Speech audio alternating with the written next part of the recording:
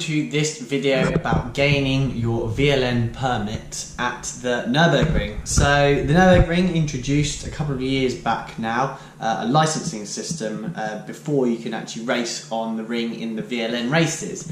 This was due to sort of accidents and things like that, and people jumping into very powerful, very quick cars with very little experience on the ring. And when it's 25 kilometre circuit, roughly around 17 miles, and you're jumping into a GT3 car with a few different rules, a few tweaks that are unique to the circuit.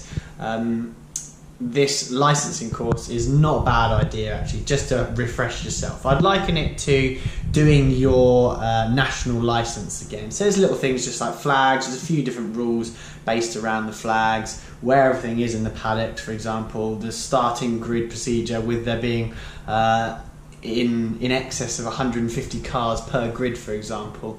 There's a few different rules that are worthwhile doing, and at the time it does seem a little bit sort of very tedious and self-explanatory, but I found the whole course, both the online e-learning and the practical side of the course as well at the track, both very useful. So yeah, this video is just hopefully going to document my experience with it, and hopefully it can help anyone else wanting to get their license through as well. So as mentioned, 2 stages. There's an online e-learning section to the course where it's just theory-based things with a small test of each of them. So we'll run through certainly the theory side. I won't go into the test bit because it's a test bit, and I'm sure I'll probably get in a bit of trouble if I start showing you the answers and things like that. And then later on, when I have my B permit practical side booked as well, I'll do a little vlog on that, which should be VLN 2, which is the beginning of April this year. So yeah, let's go look at the e-learning first of all, and then walk you through that. So yeah, let's check it out.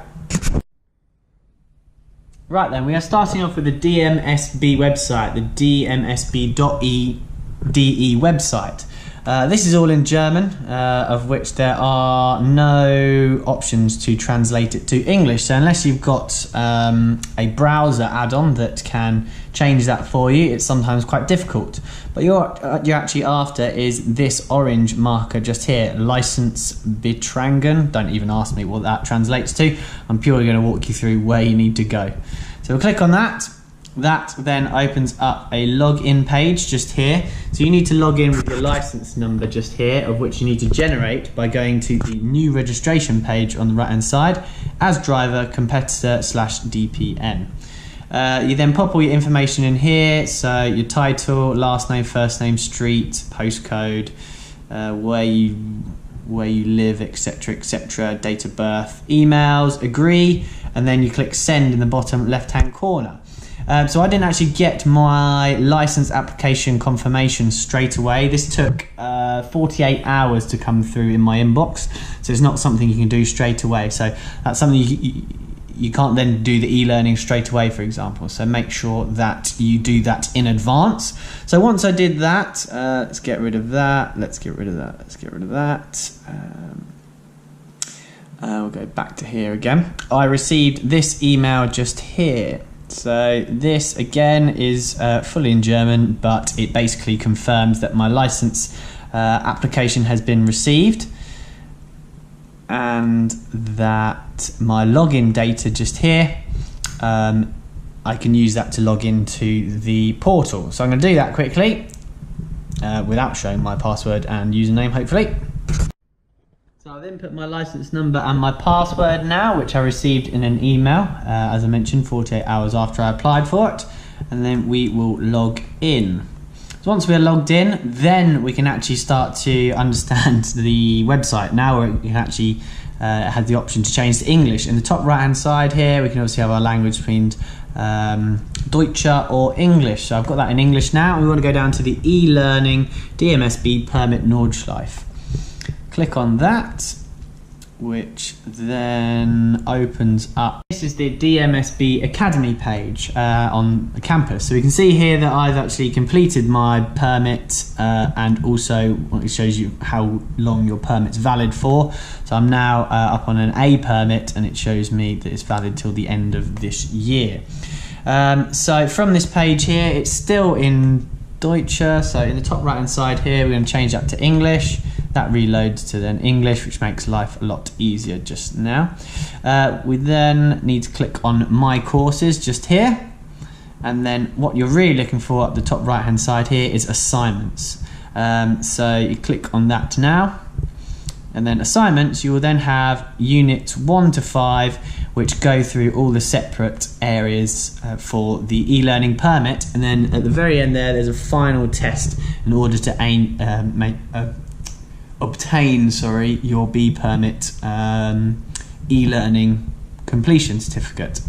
So looking at the topics, flags, signals, again they're very relatable, especially if you've raced regularly. That'll be an easy one for you. Yellow flags and code 60s, these are the ones to be aware of because they're just slightly different at the Nurburgring. Intervention cars, again, are slightly different towards the Nurburgring. So that's something to I certainly paid particular attention to. Unit 4, the start and pit lane access. Again, that changes session by session, and definitely the pit entrance, for example. So that's something worth, again, paying attention to before you start your test. And then code of driving conduct, again, is a very...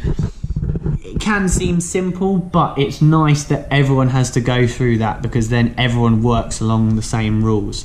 For example, indicating to the right hand side for maybe England and Europe, and certainly Europe, would mean I'm staying to the right hand side, pass me on the left hand side. Whereas apparently for the likes of Asia and Japan, indicating right means pass me on the right hand side.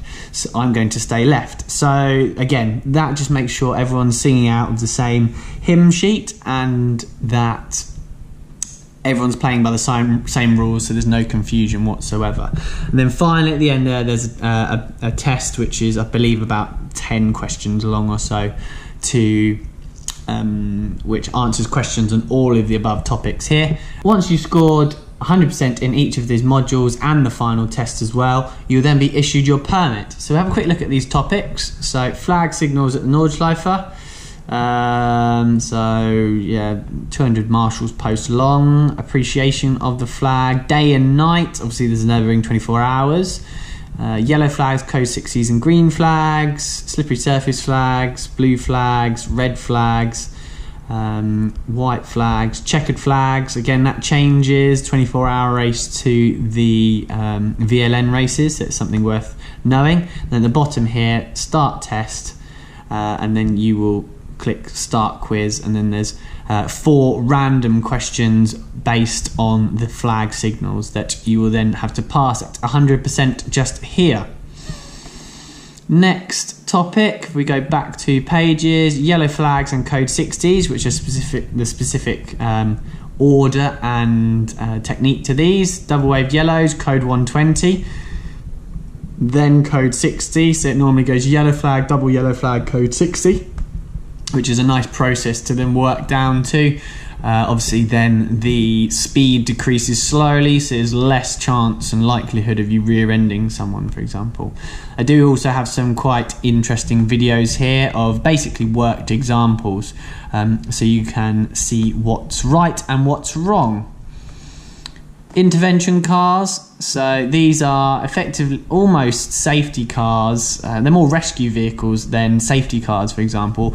Any controlling of speed is done by flag signals, and intervention cars you can also pass as well whilst they're on the way to an incident, for example, and these things pop out of little rat roots and gaps in the barrier over the side of the circuit. So yeah, you certainly have to be aware when you see the yellow flags. Stationary intervention cars, again, they're just mopping up an incident. Towing units can be an interesting topic as well. So again, that's something you'd have to be aware of. You could be flat out racing and then suddenly have a towing vehicle or a flatbed truck recovering a car, basically. So that's yeah, something to be aware of. Going back one more, pit lane access. As mentioned, these this changes session to session. So pit lane access changes during practice, qualifying and the race. So in practice on the Friday, you can either go in the pit lane or onto the Nordschleife, and that's it. You then have 3 different options in qualifying. You can either go into the pit lane via just before the final corner. You can go through a cut through the Coca-Cola curve, which is the final corner out on circuit. That allows you to just do the GP circuit, which allows you to start a timed qualifying lap as you go across the start-finish line. That stops your out lap being 25 kilometers long, which is obviously good for the tyres. And then for the race, the entrance to the pits is straight off the Nordschleife, straight into pit lane. So those are the 3 things to be aware of. And you can just about see that here. Nordschleife entrance, qualifying, start your lap entrance, and then pit entrance just here. Starting procedures as well. There's various options and rules regarding that. And then again with some very useful worked examples involved in that. And then another test for this module. And then code of conduct, as mentioned. Blue flags and signalling, that's the big one. Indicate to the left, I pull to the left and remain on the left. I activate the right indicator, pull to the right, remain to the right. I do not activate my indicator, I stay on the racing line. And then there's a couple of examples, as that's probably the most complicated section, I would say. There's so many variables to this part of the race, basically. So yeah, watch as many videos of that as you can. And then you go back to your final test, which is, again, just covers all questions from the 5 units beforehand to do. Once you've done that, we'll get out of here quickly, you will then pass your license application. So this just shows you that your application is complete. You then need to sign the documents, pay the money, which I believe is around 70 euros off the top of my head. That gets you your grade B permit, certainly the theoretical side of it. And then you get a certificate here as well, showing that your e-learning has been passed. Then off the back of that, this is just my license application has been received. So this was the 23rd of the 3rd, and my e-learning passed on the 11th. So give it 2 weeks or so for the license to be processed by the DMSB, especially from the UK. It's obviously got to go to Germany and back again. Then whilst you're doing that, you can then start to book up your practical test. So the practical test is done through the Nurburgring Driving Academy. There are specific dates mainly associated around a VLN race weekend where they can do the combination of the GP and the Nordschleife circuit, and it's effectively a dry run practice for when you do a race weekend. For that, you have to complete 16 laps in total for over the day, 8 with an instructor and 8 by yourself, and basically you just don't have to do anything wrong, getting in one's way, or cause any issue, for example, to any other people. Give them no reason not to pass you, for example. These dates are quite limited, so really do your research and try and book that up early as well, because as mentioned, there's maybe 4 or 5 days across the year which you can do, and for this you need to hire a race ready car. Myself, we hired a BMW V4 class car, which is just a 325i production car, which I think is all you need really, and that's enough and then the team will support you for the day. Just fuel it and send it. We did it on road tyres, for example, but the car had it was scrutineered for the VLN. It had been passed by to be a VLN car, but it was on road tyres, for example. So that was all we needed. We used Jacko's Paddock for that, a car hire company based just down the road from Nurburgring. Jacko was very knowledgeable and very useful in terms of going through our whole license application, because obviously he can translate English to German, and he's done that multiple times with multiple drivers, so he can really help you out on that.